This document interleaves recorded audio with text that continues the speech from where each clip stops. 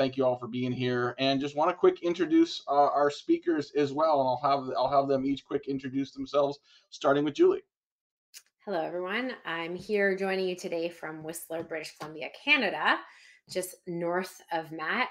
I am joining today. I just joined Metadata actually a couple of weeks ago. So it's a bit of a new space for me. Prior to that, I was doing consulting and advising for go-to-market teams, both on my own and with Winning by Design, and has been in B2B tech for over 2 decades. And anything, and it's been really fun to dig in deep into the world of ABM, what's happening in ABM with our ever so rapidly changing landscape, and AI. Awesome. And Trey. Hello, all. I am Trey Harnden. I was kind of between Julie and Matt in the Pacific Northwest for the last 3 years, but last week I just moved to the real Midwest. Milwaukee, Wisconsin is new home for me. I work at Folloze, where I've been for 3 years. Similar to Julie and Matt, spent my whole career in B2B marketing. And I'm very excited about signals. It's something I'm very passionate about as someone who was mostly a seller for a long time and then transitioned into the world of ABM in the last 3 years. So growing up in my corporate career as an SDR, I was always thinking, man, what are these MQLs? Like a webinar registration? This is a hot lead? No way. And so now that I'm in the ABM land, I'm like, okay, I can see the full picture. I see the value of signals, and I'm excited to chat about them with everybody today. Awesome. Well, I've got a ton of questions for you guys we're going to get into here. We're going to make this very conversational. I'm going to watch the Q&A. So if anyone has a question, you can throw it into there. Erica, I see you've already sort of figured out in the chat is where we'll talk to each other and we can make snide remarks and comment on what you're hearing from the panel today. And if you have a question, feel free to throw that into the Q&A section. I'll make sure we get to that. Let's as we get started here, let's sort of talk a little bit about what this is and isn't. What has happened in buying behavior that has us talking more about intent signals now than ever before? Because I would argue that those signals have always been around, but it just seems like we're paying more attention and they're becoming a bigger priority for us in today's market. Julie, what are your thoughts on that? I mean, I think that one of the most prominent sources of discussion right now I'm seeing is where LLMs fit into all of this, right? And I actually, there's the intent piece, right? Obviously people, I mean, this isn't new. People have been doing their own research. It's just getting more and more, right? People come to the conversation ready to buy. Maybe they've, done a lot of their own research. Maybe they've spoken to an AI agent, whatever it is. But then how do we fit in LLMs to all of this? Because it's messing up our process a lot. It's shaking things up, and it's leading marketers not necessarily knowing how to encounter that and what to do about it. And so what I'm seeing also is trying to not trick the system, but train the system, and how they're learning on that is actually places outside of where our signals maybe have been to date, places like Reddit, like Quora, like different discussion sites where LLMs are getting their information. So I think that's a huge component of where we need to think about. Yeah, I mean, obviously, sort of, figuring out the Gen AI plan for almost everything we're doing today is a whole nother topic, and certainly is a red hot piece of sort of how we're thinking about intent signals. Yeah. Trey, can you talk a little bit about sort of you mentioned, like someone raising their hand or attending a webinar and thinking that that's someone who's a hot lead, right? I mean, someone could have attended your last 3 webinars. They might not be qualified. They might just be bored. So can you talk about the difference between engagement and intent and how we should be separating those two, or how we should be considering those two as signals? Yeah, to me, their engagement, intent, and then to feed right into Julie's piece about the LLMs, right? I think that's a perfect place for them to kind of be separated and sorted depending on everything that you're doing as a company, right? But the engagement is what matters the most to me, right? I think without being disparaging to any of the intent companies out there, I think for a long time we we're using in the classic intent signals, third-party Google searches, content syndication as a, hey, this person is ready to buy.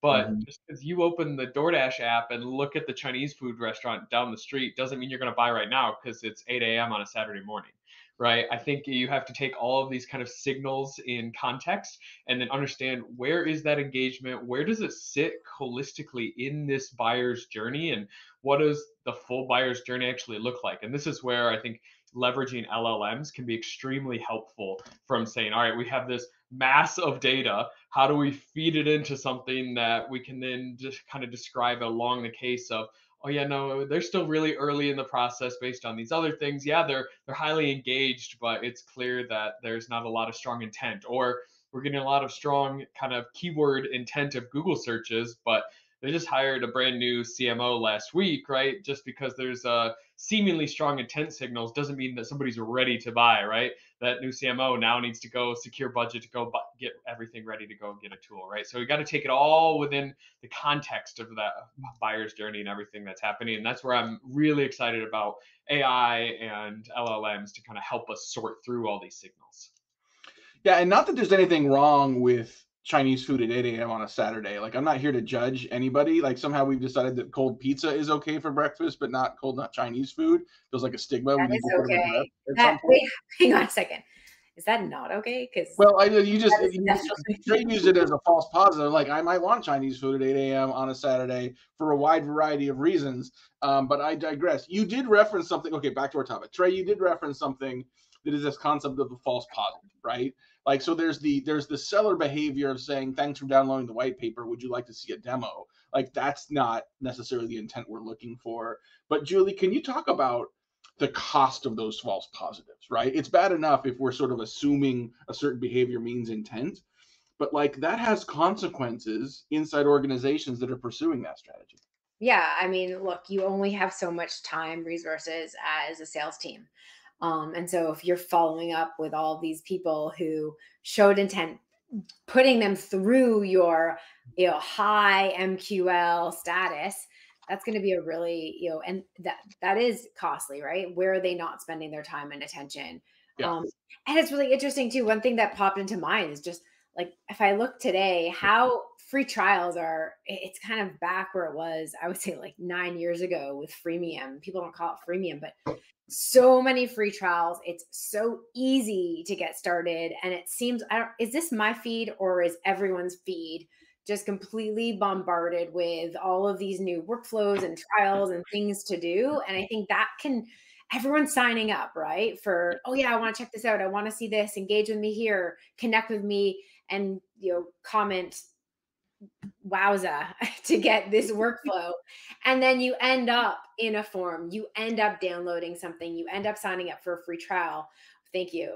Without even really knowing what you were doing. And so I think you're getting a lot more people who are kicking the can, just interested in discovery for their own personal use or just understanding what's happening out there, versus someone who's in a buying process. Right. And so I think we're getting tons more people in our pipeline, maybe showing what would be traditionally considered to be high engagement, but isn't necessarily what you're looking for. And so as an organization, you really need to sit down and look at, what do actual buyers do?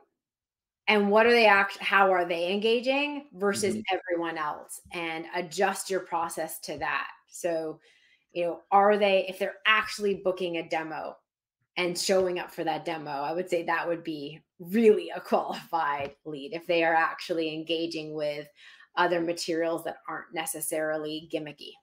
Yeah. On that piece you're talking about, Julie. Real quick, before you do that, I want to throw a poll question up and get people to start answering, because I want your perspective on this as well, Trey.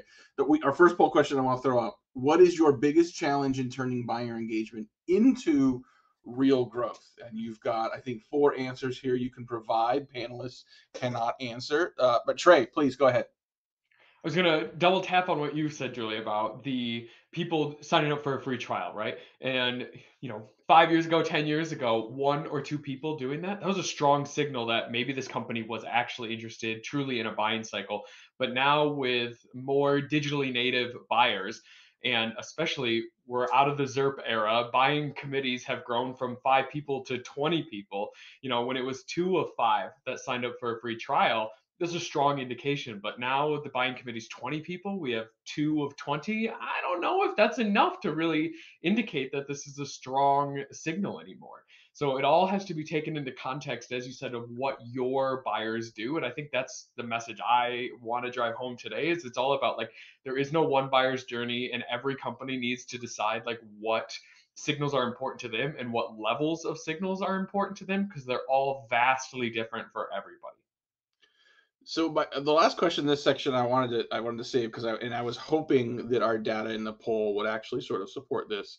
It looks like the vast majority of people responding so far say difficulty in contextualizing engagement data is their biggest challenge, right? And the way I think about that is, it's not just like a signal in effect, right? Or I did this one thing, therefore I'm qualified. So you've got multiple signals we should be looking at to say A plus B plus C plus D plus half of F equals something. And then you've got that for the individual, then you've got that for other individuals in the buying committee across the organization. So Julie, like it's not binary, right? It's not just simple sequential. How do you put that wide variety and volume of intent signals in context? And now we could spend a whole hour just on that, I think, but like what is your advice for people that are struggling with that? So going back to a lot of the time, data is important, obviously, but also the qualitative, right? So a lot of the discovery that I've done on analysis of just the buyer's journey, it takes both, right? So the data gives you, whether it's breadcrumbs or little insights, and then interviewing on, okay, and to answer Dan's question, what do successful customers look like? What are the processes they take? How do they engage? And then does the data support that? Because a lot of the time we make a lot of assumptions that this is what happens or this is what we want to happen, but then the reality is actually something different. So, looking through the process, matching with the data, and looking at both the wins of the customers and the customers who lose, right? Are there trends that we can find that are like, okay, you know what? People who are not qualified buyers actually tend to, in my experience, it's going to be tend to not engage on certain high value, high time areas. And then, maybe not for right now, but I do want to get to taking a bit more of a proactive approach, right? So we just throwing that in there for you, Matt, to seed in when we can, but I'll let you take that. Yeah, and I want to move into talking a little more about sort of intent myths that actually aren't just in the wrong direction, but can actually stall growth. And I want to get to the proactive piece as well. I think the other thing that I got to keep in mind is that the majority of the buying process is not a time when people want to engage sellers, right? So a lot of your signals are going to be from people that are earlier stage in the process. And so your follow-up is not like, sort of scramble a 23-year-old to get them on the phone and set an appointment. It might be follow-up of relevant contextual information. You think about this as the value deposits that you're putting in front of someone. And I know it's really frustrating for a lot of marketers and especially a lot of salespeople to say, like, they showed some intent, we should get in front of them right now. They don't want to talk to you now, right? But what you put in front of them right now, your level of patience and discipline to do it the right way is going to increase the likelihood that they'll engage with you and buy from you down the road. I constantly think of that 6 cents adage that I hear all the time about 80% of the buyer's journey is completed before anybody ever talks to sales, right? There's so much that happens ahead of time. And I think we need to kind of transition that 23-year-old who's cold calling, pounding the phones, trying to book a bunch of demos, moving them from the cold caller appointment setter to more of a, I think I've heard the phrase engagement valet, as you said, Matt, just constantly depositing value into that relationship to be a good point of contact to say, hey, here's more information, here's more value, because eventually you provide enough value, put enough deposits in the tank, and they'll say, all right, I'm ready, let's be a hand raiser. Yeah, I mean, let's face it. A lot of our sales and marketing efforts is like driving by a prospect's house at 35 miles an hour and trying to throw something in the mailbox. Like you're gonna miss a lot, and when you get something in there, it better not be a pitch. And I don't know about you, but I got a little walk between the mailbox and the house, and in between is a recycle bin. So there's a lot of messages that don't even get in the house, right? Like, how do you make sure that you build the reputation of someone that has something interesting to say, so that you have more of an opportunity to capture more of those intent signals because they're now paying attention to you, now they're engaging with you, right? um, let's do it right now, Julie. I want to know your take on the proactive approach. Yeah, so I think there's a couple areas, right? So first, from a marketing perspective, and Trey, I want to build on something you said, right? The buying committee is now 20 people or more, or a version of that. And then you get a couple people in your pipeline who are engaging in some way. But how do you then proactively build on that list, build on that audience, expand it, and get in front of them? And I think getting in front of them where they are. I'm having a lot of conversations with marketers right now around getting in front of your buyers where they want to be. And this isn't new. I used to do this when I was at Influitive doing advocate marketing, right? Where are your buyers? And what's interesting is we all think, oh, okay, it's professional. They're on Google, they're on LinkedIn. But a lot of the time, they're on different discussion forums and communities and all sorts of places. So really understanding, if you're selling to developers, guess what? They're on Reddit, they're on Quora, they're on various developer platforms, in communities, asking questions from their peers who they are going to trust way more. So again, really getting into the head of where they are and then meeting them where they're at, in a variety of ways. So that's one component. Do I really like what you said there about meeting them where they're at and going to their communities. I think about a leading kind of AI DevOps platform that I'm familiar with, where their number one lead source is a Reddit community. That is like the biggest place they go. And another company that I have worked with historically that sells software to hoteliers, it is like a 1998 like chat forum that they do the effective of like billboard ads, where they don't have like some type of CAC that they can calculate, but they just pay a bunch of money to this company that has this forum and get some ads there, and that's their number one source of traffic, right? And so like it's a lot of things about like meeting customers where they're at, and we're not all B2B marketers that are going to be influenced by LinkedIn ads, and that being the key to success, right? So I'm really glad that you noted that. It's key. Yeah. And then we're also blending the worlds of professional and personal, right? Like we're on our devices every second of every day.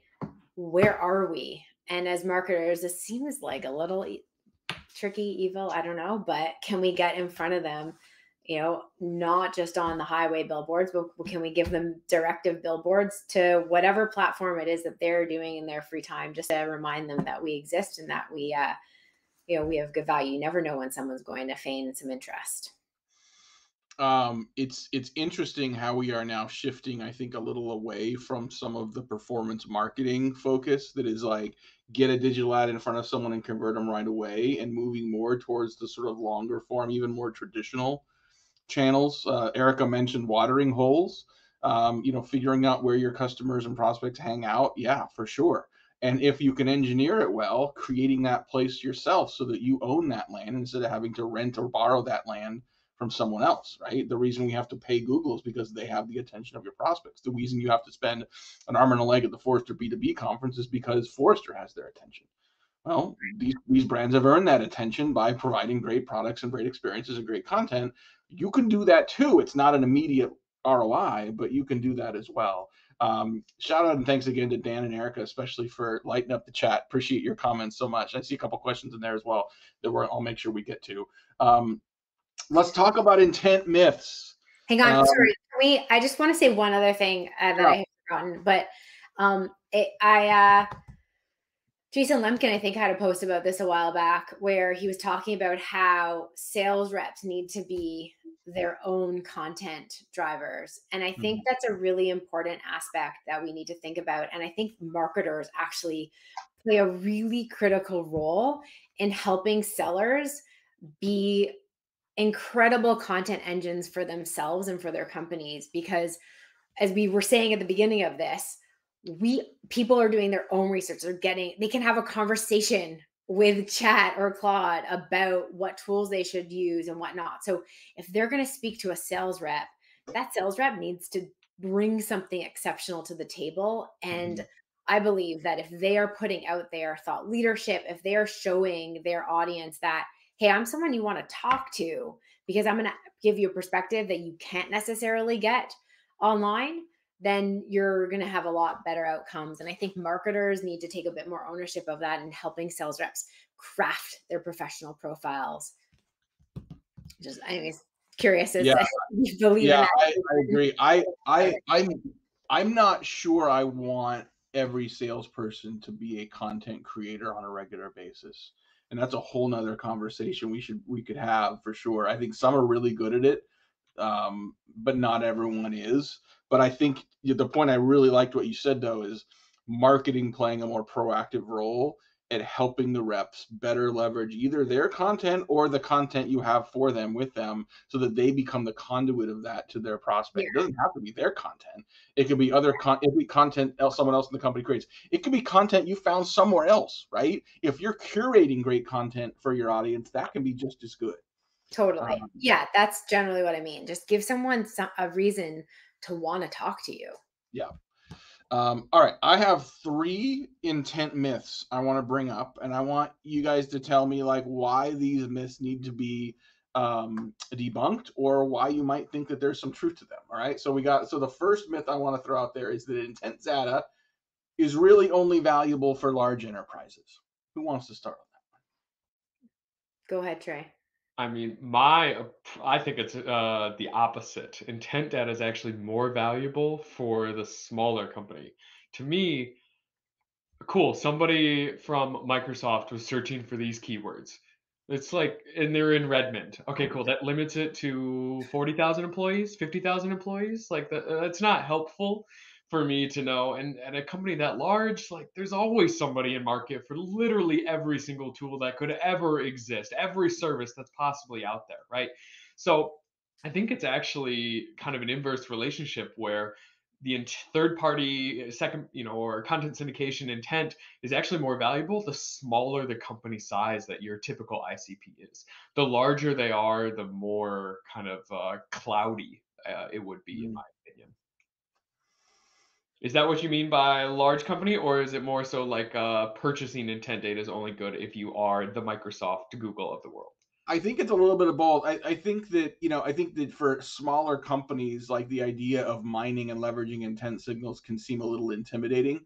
And there's sort of an assumption that like you have to have a bigger system, access to bigger data to be able to leverage this. And I don't think that's as well. Any company of any size should understand their target well enough, the target accounts, the people in those target accounts well enough to understand what those intent signals might be, like understand their journey and understand what's some evidence that they might eventually have a need, what's evidence of the need, what's evidence that they've identified the need and are exploring that need before they even look for solutions. Like even knowing what those things are, even in a simple LinkedIn saved search can help you sort of find certain things, right? And so you don't have to have a super complex model, but everyone should be able to take their understanding of their target audience and prioritize certain signals to start to look for. Yeah, I think that I misunderstood. I thought it was it's only valuable if the end customer. So yeah, I agree with you. I actually really liked your perspective, Trey. I thought it was an interesting one. Well, this kind of leads to the next myth that I wanted to talk about, and that's that intent data is too complex to implement, right? And we sort of got into this a little bit. We said, like, you got all these different signals. You got signals across people, signals across organizations. It can get complex. But I think about if you can hone in on who the right person at the right company in this moment is to talk to, that creates a hell of a lot of efficiency in your go-to-market motions, got a lot higher engagement rate from people that are engaging at the right time. And so, yes, it will take some time to orchestrate that. But if you'd rather just go and throw all your money at Google search and hope that those leads are gonna find you there, you can do that too. I'd rather be more precise. Curious what you guys think. I mean, I think that there's a lot in what you just said there, Matt, right? So I think there's a huge component to just like doing your intent and your signals properly and setting them up in a fine-tuned way and knowing what's going to actually drive engage qualified buyers. I think it's the same thing on the signals front and on the activation front, right? So, I mean, look, I'm in an interesting place right now where I'm learning way more than I thought I ever wanted to know about digital advertising. And the number one thing I'm learning is a lot of people are doing it wrong. They're setting up Google search terms that actually aren't converting or just aren't doing anything. So I think just like intent pages, all of the above is setting it up properly, knowing what drives buyer behavior, knowing what delivers on that close one and that engaged buyer is number one, no matter what you're doing. Yeah. Yeah. Trey, what do you think? I mean, wholeheartedly double down on everything you just said, Joe. I couldn't have said it better. No additional points.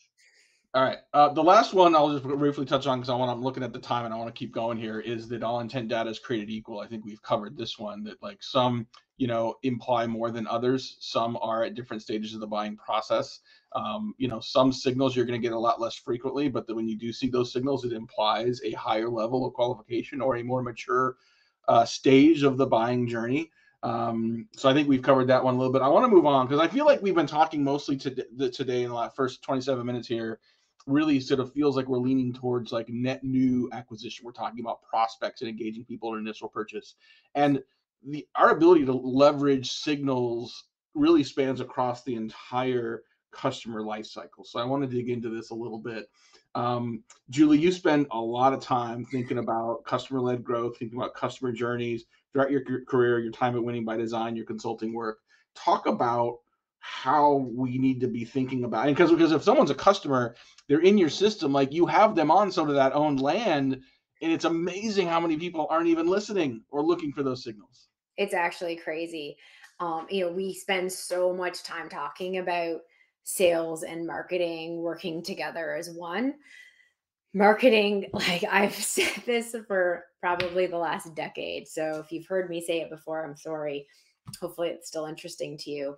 But if you're measured on revenue and driving revenue, your most lucrative watering hole are your existing customers. Exactly what you said. You have them in your systems. Forget about intent data about like what their signals are. They've bought, they have budget. You are a line item already. So how can you use all of the things in your marketing tool belt to market to your existing customers, to help secure renewal, to talk about, feature requests, impact customer stories, and to market to them to try to drive expansion revenue? It's massive. So we're missing out on all sorts of areas that we can do. One area where I think intent data is extremely useful is if you find a customer researching a competitor, like red flag up the wazoo, get that to your CSM so they can learn, and even just call the customer and say, hey, just curious, if your renewal, what would it take if a competitor called you up, and get ahead of that conversation to know that, hey, I'm paying attention, I'm listening to you. And marketing can really have such an impact on it. But honestly, I feel like marketing is just like, phew, my job is done. They closed one. Go ahead, customer success. Good luck.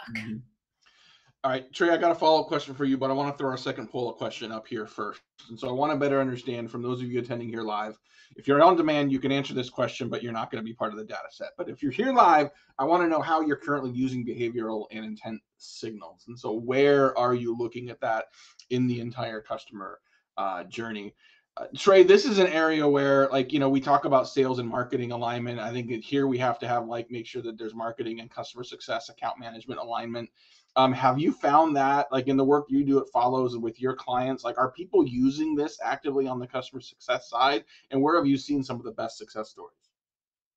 Yeah, we definitely use the customer signals kind of exactly as you're saying, Julie, right? If we see that a customer is researching a competitor of ours, we need to play that defensive play about okay, renewals in 2 months, 3 months, we got to make sure we're good on that front.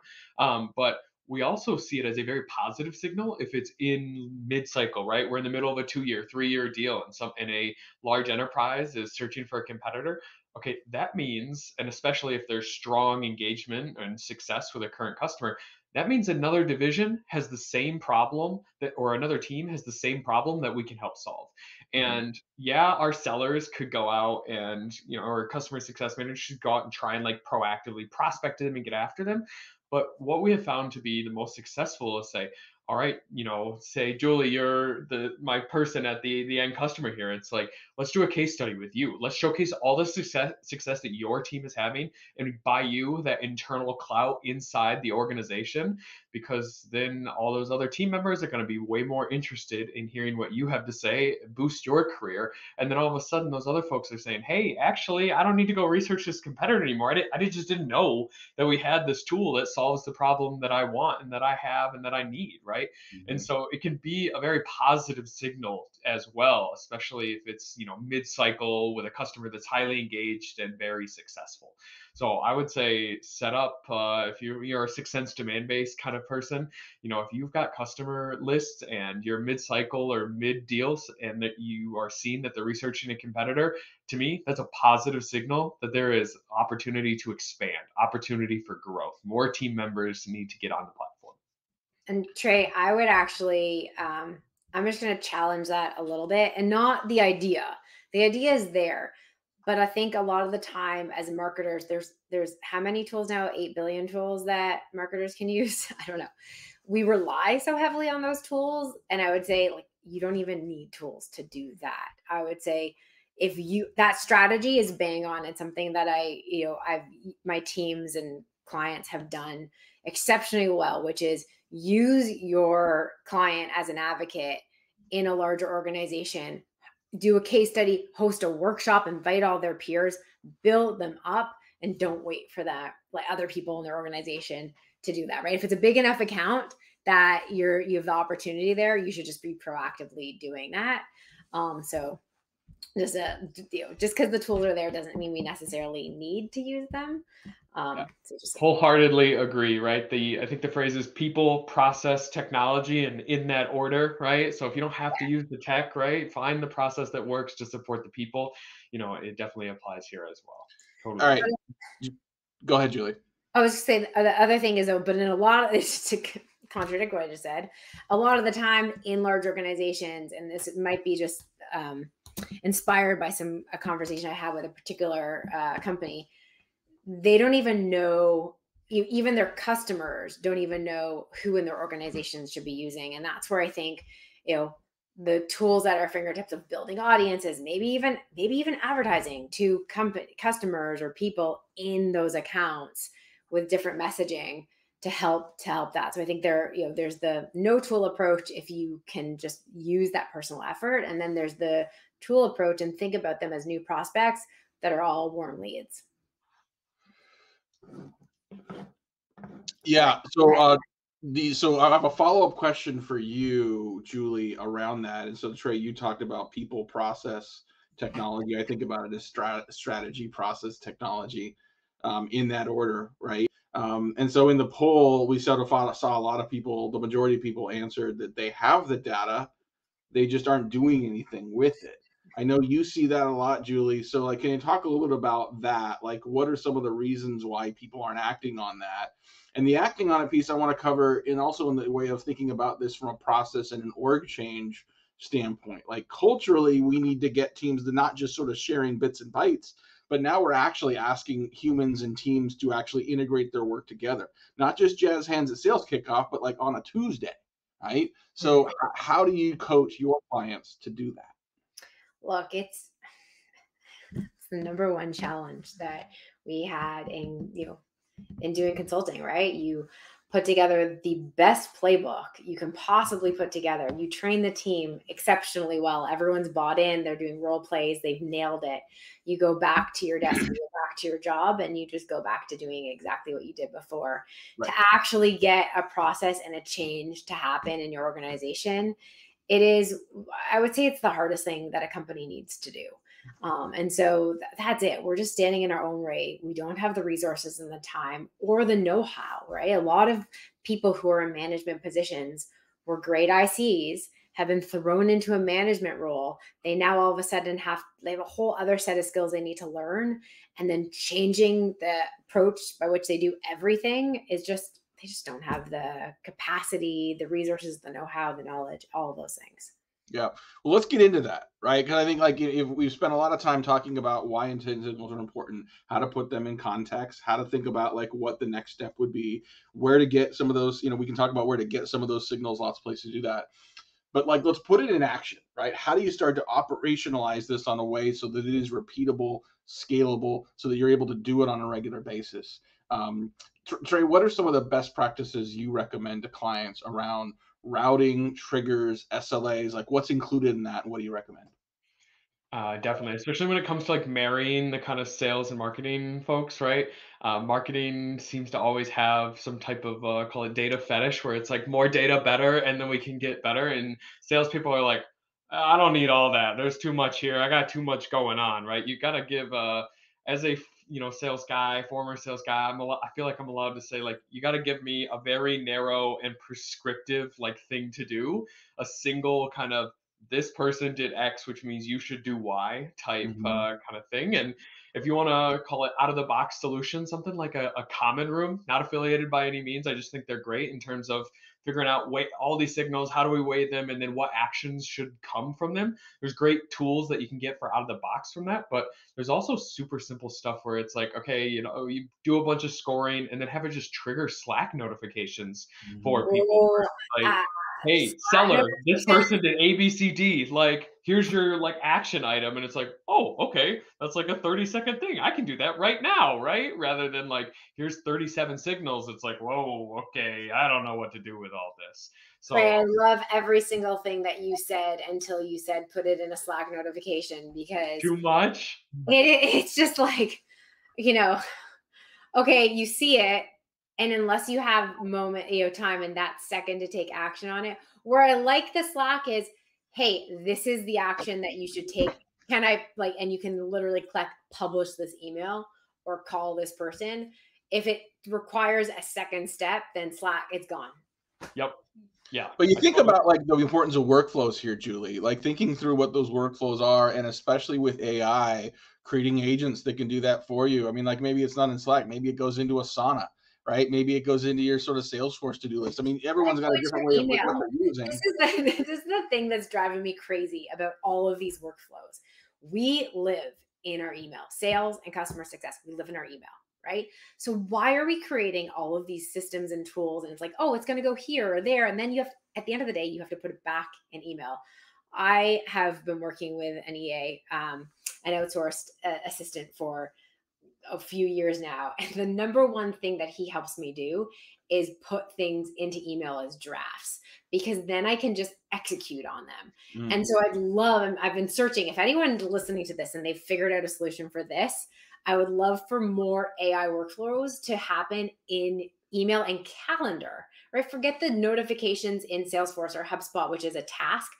Create a little calendar invite for 15 minutes to be like, follow up here or check in and ask this, and this. If we could get to the workflows that we actually do instead of forcing us to go up to use other tools. Okay, sorry. That was just my little. Listen, I'm all for a good rant, and around this, because literally, if we're talking about why these things aren't happening, it's not just because we don't have the data or we're not using the data. Sometimes we're just putting it in a place that can't be activated in a more consistent way. Speaking of that, we're going to put up our last polling question. Erica, I promise we're going to do this a little faster next time so we don't sort of go to the screen. We're going to make this, we're going to put it up, we're going to get answers, and then we're going to move on. What's the biggest barrier for folks that are here live to activating signal-based plays? Because that's what you just talked about, Julie. Like, it's not just like, oh, what's the data and like, what do we do? It's like, okay, what's our response? What's the play?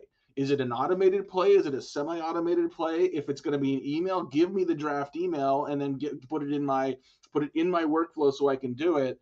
But like, what are you seeing are the biggest barriers that are keeping people from doing this? I do want to comment on one of the things Trey said, and just echo it, which is really simple, right? Breaking it down into the most simple version of it, as opposed to, we tend to overcomplicate it so much. So I agree with that.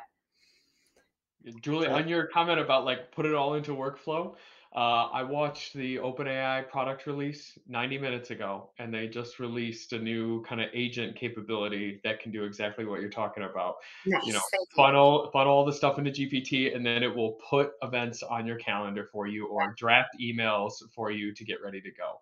That's awesome. So who knows how long until this is out for us, regular users at, the free or $20 a month. I think right now it's only the ultra premium pro mega people at $200 a month, but we're there. We're getting close to it to be soon. $200 a month to have a system put emails together for me so I can just go and approve drafts is well worth it. Yeah.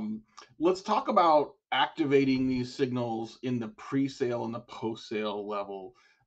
Sort of the pre-sale meaning sort of activating those intent signals in part before your competitors do this. Is there a speed to play component that we need to be aware of here as well? Trey, we'll start with you.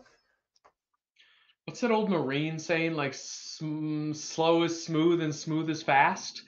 I think I'm team smooth is fast, right? It's not about like, okay, I just saw the signal, I got to act on it right now. I do think there's a little bit of that with our TikTok fried brains and zero attention spans and news stories changing every 6 hours, 8 hours at this point. So I do think we have to have some type of speed, right? But I'm a big believer in like, no, let's pause, take a breath, get a better understanding of what's going on, and then go after it. I do totally believe, though, that if you wait a week or 10 days, it is expired at that point. People have definitely moved on. Like, I don't know if you know what was the news story on Monday, right? It's just gone today in B2B land. I have to admit, we're all the same as B2C, whether or not we want to admit it. Yep. Julie, can you talk about the post-sale side and sort of like, what are some keys to actually activating those plays across the external and internal signals that we have access to? I mean, I would argue that there's a lot of things that we don't have access to right now because still so much of the budget and focus is on pre-sales. But CS post-sales in general, CS and account managers are overwhelmed. So the theme is we are trying to do more with less people. And so in that event, what we want to do is we want to really scale it back and think about what are the actions that we need to take. How can we use tools to be more efficient at doing that? And like, what's critical, right? I hear we're still having, this isn't really the topic of today's thing, but I'll just sort of explain where I'm coming from. We're still doing a lot of check-ins with our customers and making those more purposeful and actionable and rooted in impact. We'll both cut it in half and then, really make sure that you're driving the outcomes you're looking for. I would say it has nothing to do with signals. I'd have to say it just has to do with how you're working your customers and if you have a process in place of how to do that. So we're running up on time here. I appreciate the variety of discussion we've had.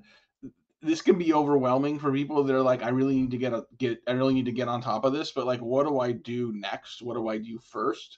So I want to end this session and then I'll sort of wrap this up, and we've got a little bit of just a little housekeeping for those that are here to get to make sure y'all get access to this and other resources. What's one thing you'd recommend someone attending today do tomorrow to better leverage buying signals for growth? Trey, we'll start with you. It's like kind of a broken record, but it's simple, and it's just like start feeding more stuff into GPT, right? Start building more projects that have buyer journeys outlined so you can understand what actions should be done when you get certain signals. Because I just think that that's going to be the future, and the more that we can set the groundwork for it today, the more and more it's going to be better. So I think just, hey, this is the signal I got, GPT, here's my typical buyer and what they do. What should I do next is a simple, 3-minute chat that could definitely give you some direction. Julie, what do you got? I would say, like any space we're in, the fundamentals of what we're doing are the exact same as they were a decade, 2 decades, 3 decades ago. Our tools have changed. And so if it's not working for you, go back to what do we know works? What are the fundamentals of what we're trying to achieve here? And how are the tools, actually not how, are the tools that we have in place helping us do that? Or are they actually just getting in our way as noise? And then whatever tools you do have in place, make sure they're set up properly. And that might be super obvious, but I'd actually challenge you to, actually figure out, is it set up properly? Have you removed pages? Have you removed, search terms that aren't working, so that way you can focus on the ones that are working? And are you measuring it? Measure. Yeah. Measure performance, measure on ROI, not just vanity metrics. Sorry, I think I gave you things, but and today's innovative setup could be tomorrow's broken status quo, right? So auditing what you have, auditing what you're doing on a regular basis, leveraging a third party to help do that makes sense in some cases as well. But to make sure that you're doing the right things, details matter, little things matter, consistency matters, process matters, to do this well. Think of it like a river, right? The water keeps flowing every day. Like, how do you make sure you're leveraging that as best as possible? I want to thank our panelists, Julie and Trey, for joining us today. Tons of great insights. For those of you live, as well as those of you on demand, we will have an access to this. Well, for those of you live, we'll have access to this on-demand version of this webinar. We'll have that out to you tomorrow, along with a series of further growth resources that are related to this topic today. Yeah, thanks so much for spending time with us today. Hopefully this was valuable. Would love to get feedback from you on the format, on the topic, on future topics you'd like to see us cover in events like this. All of that would be super valuable. So thank you all so much for being here. Thank you, Trey and Julie. Have a great rest of your day, and we'll see y'all soon.